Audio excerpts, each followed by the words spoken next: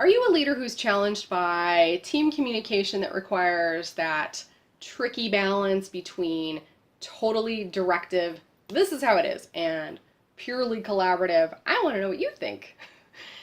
Both have some appropriate usage in team communication, probably more in individual conversations. But as as a leader communicating with your team, it's basically always going to be a blend of those two. And it is really a tricky balance for most leaders. You are not alone. This is definitely something that challenges most leaders. How do I communicate best with my team in order to get the best results?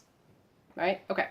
So I had a coaching client and she challenged me with this. So she's got a huge team announcement or a huge announcement coming for her team. Big changes on the team, big changes on the team's role inside the organization. And she said, what's the best way for me to communicate with this team, this information? So a couple questions you can ask yourself. This is what came out of this. What style, you know your team best, right? So what style of communication will get the best results from your team? Okay, what style of communication? So that's what they need to see from you, what they need to feel from you, what they need to hear from you, and the channels of communication. So email, group meeting, individual meetings, whatever combination. Okay, so that's question one. Question two is what's best for you as a leader? How do you operate best? What do you want to see from them in order to make this decision and this execution plan and to get the best results? Okay, good questions, right? Okay, so you can answer those yourself as you're facing that next challenging team communication situation. All right, so let's talk a little bit about this spectrum. So you've got the purely directive, and the risks and the problems with that are that you have sometimes a loss of respect. People may think it garners more respect. It does, but it also doesn't, because you can be seen as bossy, uncaring,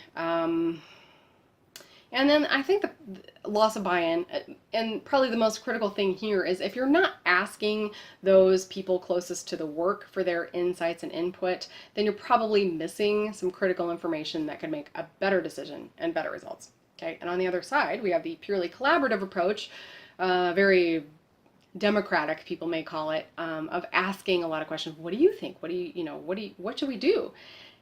The loss of credibility there is people saying, well, this leader doesn't even know what they're doing. Why are they asking me? They're the boss. But, it does show, it shows caring, but it's also risky.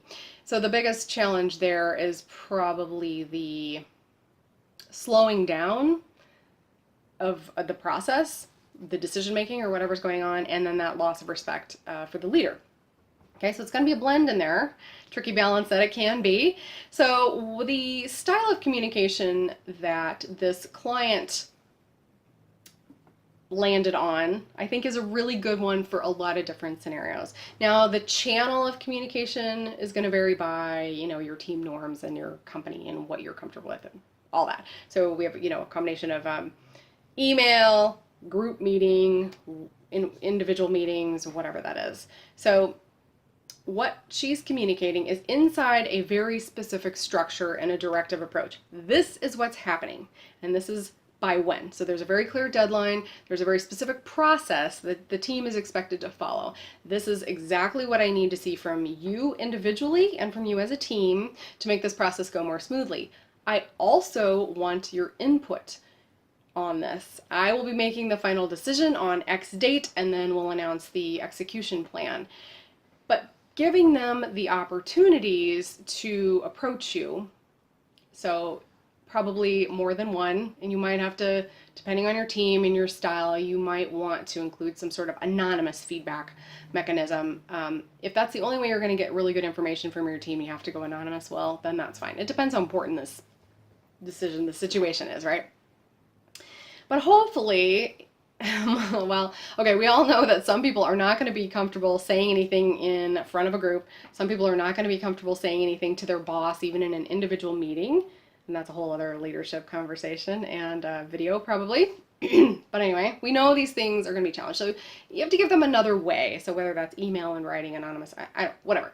Okay, so then they have those opportunities to give you the information that could really impact the decision and the plan to move forward.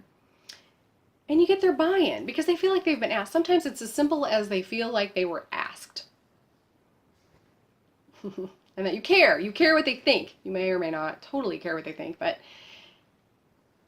as everyone knows in leadership, perception is reality. And so it's your job to use that knowledge, that information, and adjust your communication style. Use the channels that are going to be most appropriate for getting the results that you need from your team and from yourself. I hope this has given you some food for thought and you picked up a tip or two that you can use for your next challenging team communication scenario, and blending the directive, tell them how it is, and the collaborative, what they think approaches in leadership.